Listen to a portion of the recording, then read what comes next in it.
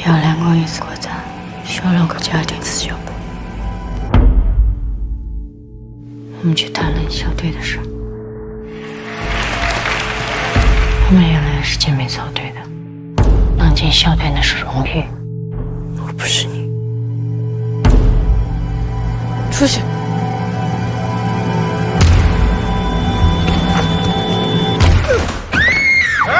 点一款，婆婆被球砸到了。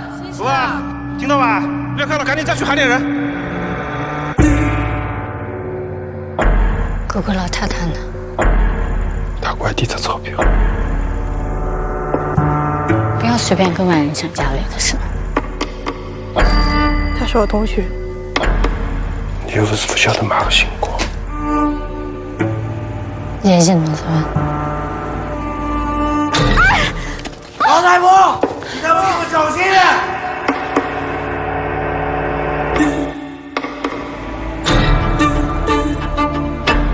我老子心光火了。你不是不待见大哥吗？这大哥就在喊你给我钞票。你同学有提到过他奶奶吗？我问过，他在莫名其妙的骂。是不了这吗？应该一点吃饭。